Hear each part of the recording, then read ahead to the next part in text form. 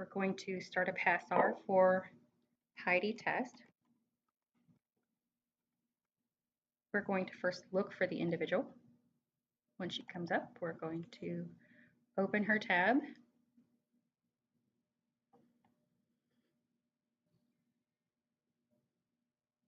When we open her tab, it comes to the individual information page, and that's not where we are going to put her PASRR. We're going to put it in on the Assessment Center. So we're going to navigate to the Assessment Center.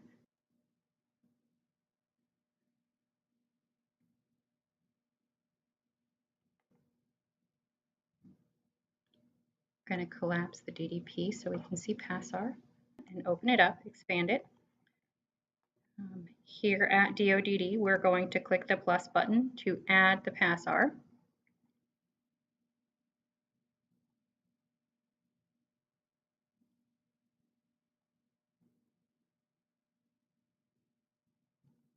We're going to select the type of PASRR,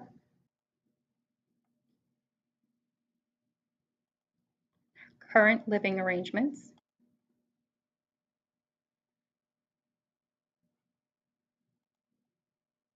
when the date for when the information was submitted to DODD and when we received it. So since yesterday was a holiday, we won't be receiving it until today. We're going to save the information. And once we save it, we'll move on to the next section.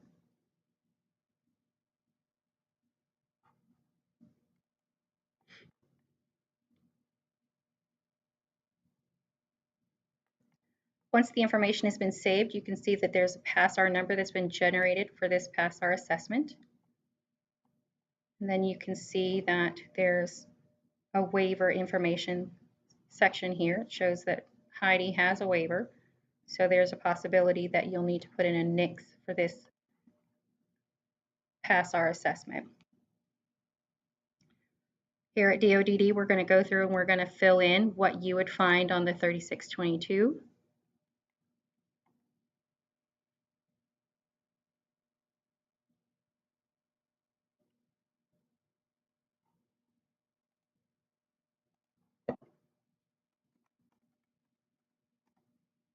And we're just going to fill it out just like it's filled out on the form. So if it's marked yes and the answer should really be no, we're still going to put yes.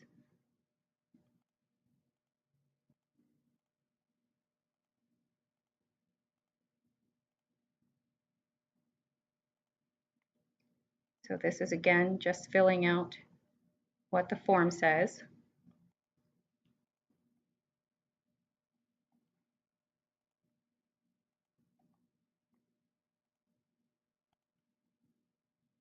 This is our DD section.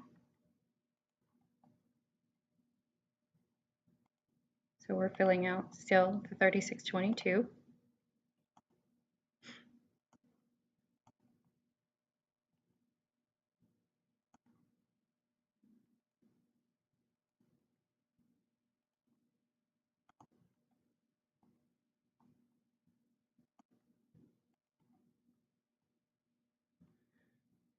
So with the answers to the 3622 being here, you don't necessarily have to open the 3622. You can just read here.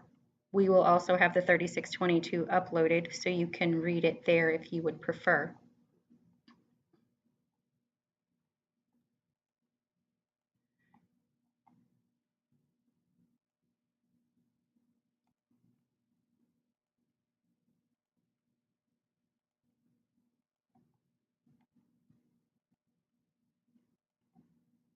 So once the form has been filled out,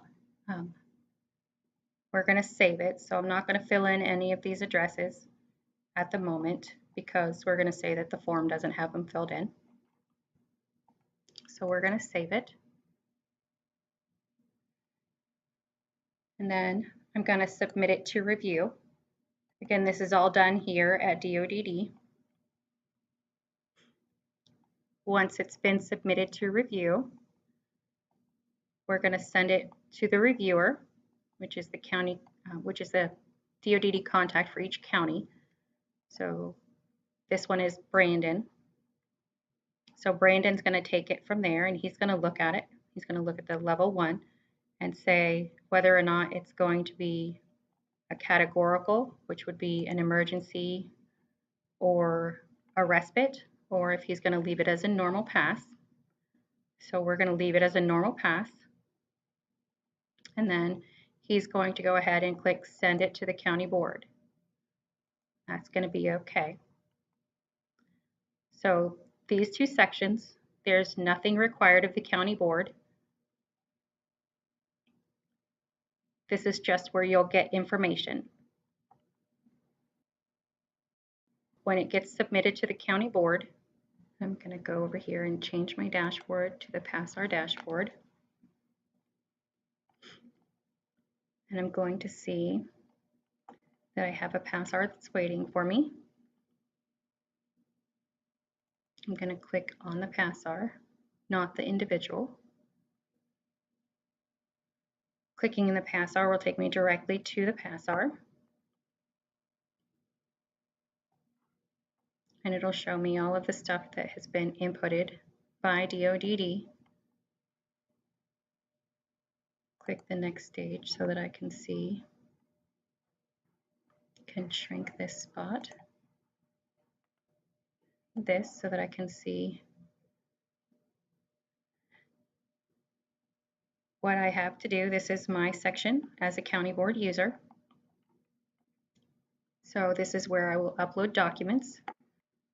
I will click on View Documents, and it will take me to a SharePoint folder. And this SharePoint folder is specific to the PASRR. And to upload documents, I'm going to click on Upload Files.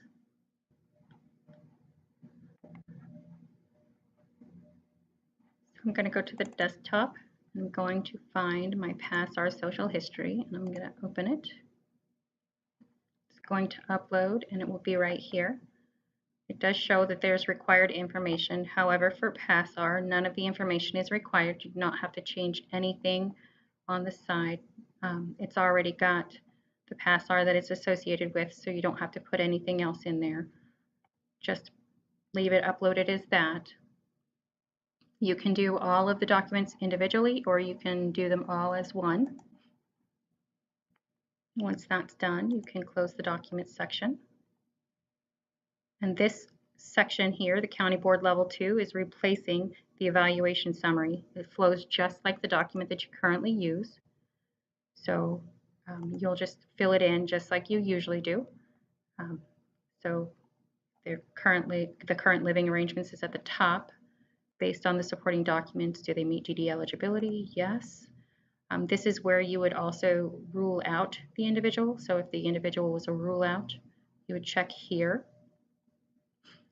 Are you the evaluator? I know that some county boards use data input, so that is important. If you are the evaluator, you answer yes. If you're not, you answer no, and then you'll put in the evaluator's name. The title of the evaluator, you'll put in your title if you are the evaluator. If you're not, you'll put that in there for whoever it is you're filling the data in for. The recommended professional evaluations, this section is the same. None of it has changed. All of these evaluations were previously required when you were submitting the paper forms, so this is still the same stuff. The patient care, plan of treatment, the MDS. So you'll put in there, if you have it, who it was completed by, so the nurse or whomever it is that was filling it out and submitting it to you. And then the date that it was completed. The social history.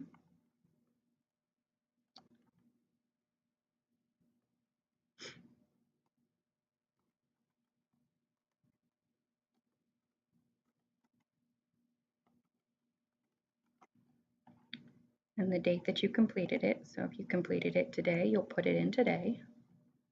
The disability assessment report, medical report, however it is that they met disability and whatever date. So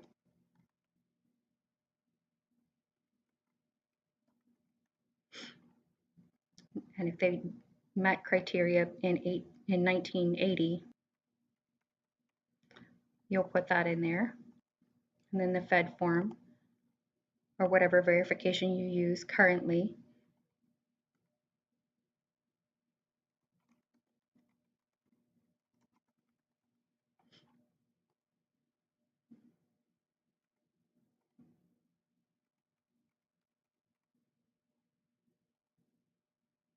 The current list of meds.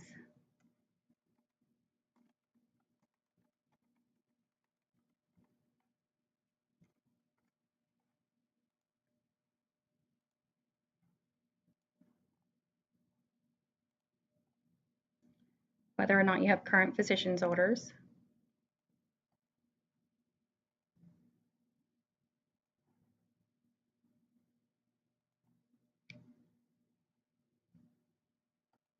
If the individual is not receiving therapy, of course, you wouldn't have any therapy evaluations or progress reports, but these are the ones that are currently requested.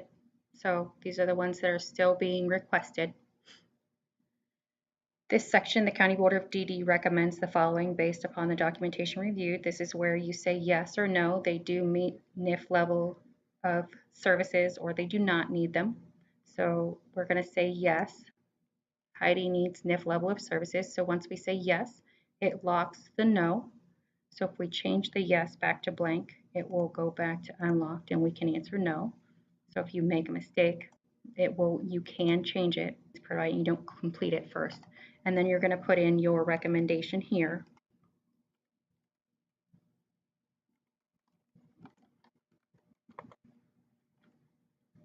From there, you'll go down to the specialized services recommendation, which is the replacement of the Appendix A, which is where you go through and you say whether or not there was a limitation identified in all of the 7 significant areas. So if they have a mobility limitation identified, you would say yes. And then currently, is that identified limitation being addressed by the nursing facility? And if yes is the answer, do you recommend a specialized service? Yes or no? Typically, when the NIF is taking care of that, you don't recommend a specialized service. So language, is there a limitation identified? If the answer is no, you don't have to answer anything else here, just like on the Appendix A. Self-care limitation, yes. Yes, it's going to be addressed by the NIF. No. A self-direction. I'm going to say yes, yes, no again. Capacity for independent living, we're going to say no. Learning.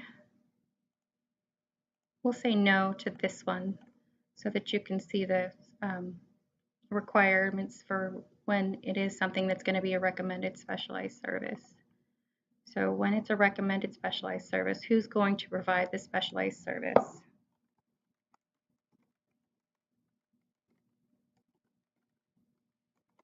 So whoever typically does the specialized service for that economic self-sufficiency will say no to that one.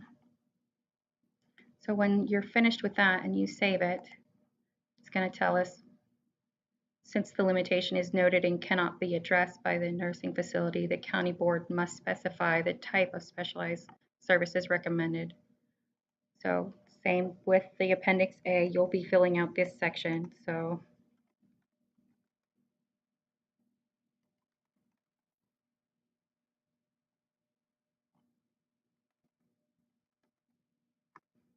we're going to put that in there. We're going to save this.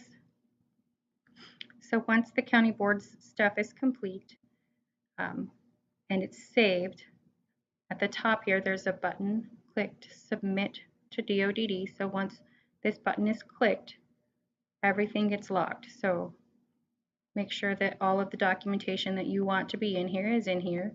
The only thing that doesn't get locked would be the uploading of the documentation, which is going to remain unlocked in case we need more information sent to us. So we're going to click submit to DODD. It's going going to ask if you're sure you want to proceed. You're going to select OK. Now notice everything is locked, so you can't change any answers, can't change anything. So then we'll go back to the dashboards, and you'll see that that assessment has been removed from your dashboard.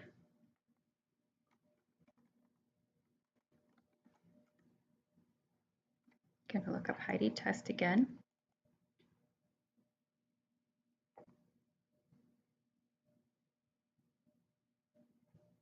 Going to go to the assessment center.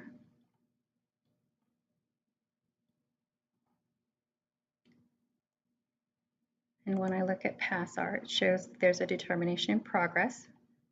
So I'm going to click on the PASRR.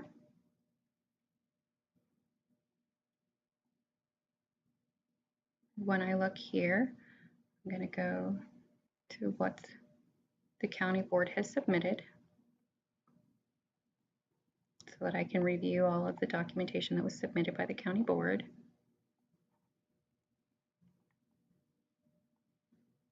You can see what your recommendation is, what specialized services you say need to be done, what things you say don't. So we'll continue to look at that. We'll go to the next stage.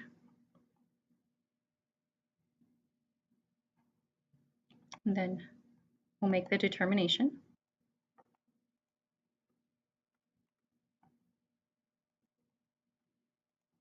And then put in here that you need specialized services because there was one.